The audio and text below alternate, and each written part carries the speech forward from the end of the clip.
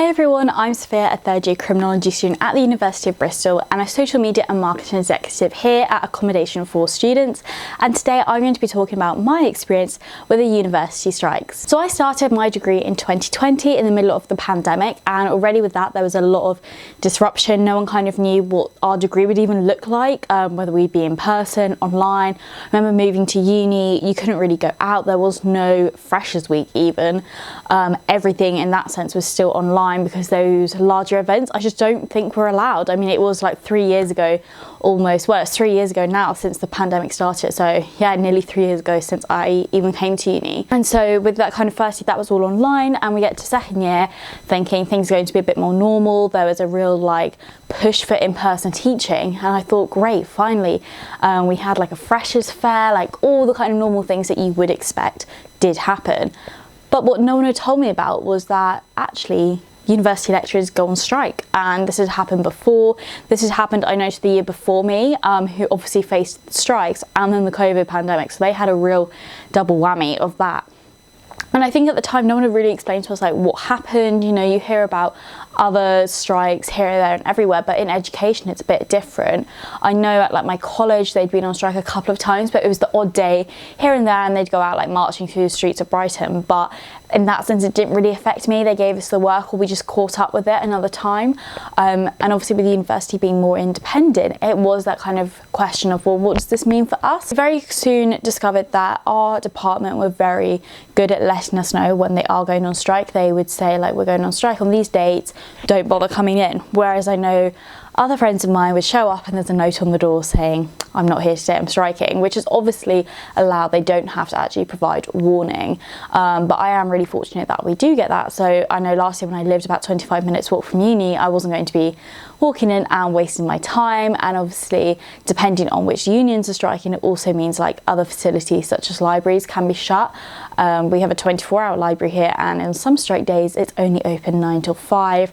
So obviously for a lot of people that knocks out that whole kind of 24-hour appeal. Some people do work better in the evenings. But yeah, so in my second year, we had strikes here, there and everywhere, and it kind of became apparent that they're not meant to assess you on things that were meant to be taught when they're on strike, and yet this isn't the case. I remember getting my assessment questions at the end of second year and thinking, well, half these weeks you didn't teach us, half these weeks it was done independently. And whilst that's not the worst thing in the world, and I think we'd had that kind of benefit from doing a year online and being very independent in that sense, you're kind of here, you're thinking, I'm paying my £9,000 for the year, I want to be taught, I want this to be in person, and being kind of affected so badly is really, really disappointing. The strikes last year weren't too bad, like there wasn't that many. It was more towards like the end of the year. It was in second term, I remember, because yeah, we just got to assessments, and ironically I decided to choose an assessment question that was from a week when they were on strike, but it was also the week that I was really looking forward to. And I mean, in the end it did pay off, and I did a lot of independent work for it, but it would have also been nice to have actually been taught that. So I think final year, September time, I was thinking, great, last year absolutely everything's meant to be back to normal now, like there is no restrictions in sight, all this and that, and then the strikes hit.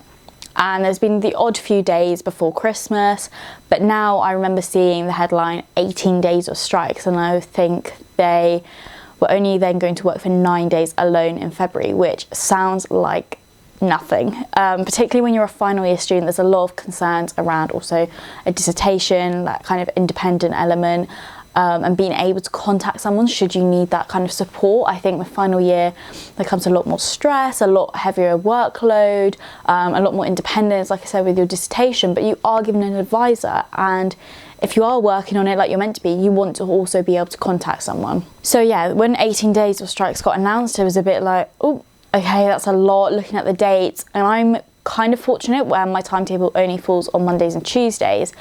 And I've looked, and the majority of the strike days have been Thursdays and Fridays.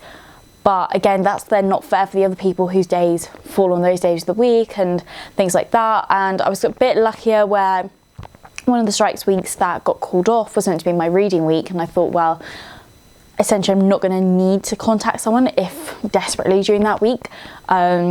but obviously that got called off. So yeah, 2 weeks worth of the strikes basically got called off, but we are still expecting another kind of 5 days of strikes to take place in March over the next couple of weeks, which is frustrating because some of these dates fall on really important deadline days for me, and if they're on strike, how can I contact someone? Like, what's the whole process? There's a lot of questions surrounding that. I think for me, I've been fairly fortunate where my dissertation advisor also leads one of the units I'm taking this term, and she has decided not to strike.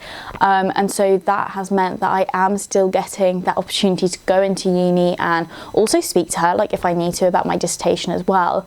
Whereas that's not the case for everyone, and people do genuinely have weeks where now they're just not going into university. I think I've spoken about this on BBC Radio 1 and in various other places, and said it's not just the impact it's having to someone's learning, it's the cost. So obviously you're aware you're paying £9,000 for your education, but it's also like we're paying rent to be at university. You're paying rent to live in this city, when if you look at it and how much teaching you're getting, you could actually just be living from home. The lifestyle's not there, but in that kind of sense, you're thinking, well, do I really need to even be here? It's just, again, all those additional costs like bills. If you're not going into university, chances are you're at home more, you're going to want the heating on more, you're using more lights, cooking, etc. And it's just costing more. So I think this is the other thing that universities haven't actually thought about, not the staff who are striking, but the actual university itself, the institutions haven't thought about the additional costs to students.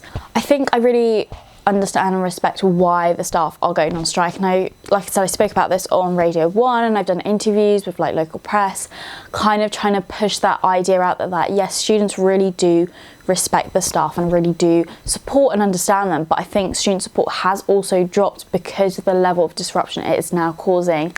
If you are concerned about the strikes or have any kind of more questions, definitely take a look at the UCU website. They do put a lot of information on there, they put the dates on there, and their Twitter page is also quite active as well. Yes, like I said, this was just my experience with the strike, so why not share your experience in the comments section below. Don't forget you can subscribe to the AFS YouTube channel for more content like this all around student life and student living, and make sure to check out our other social medias, including our TikTok page, which is on the road to 1,000.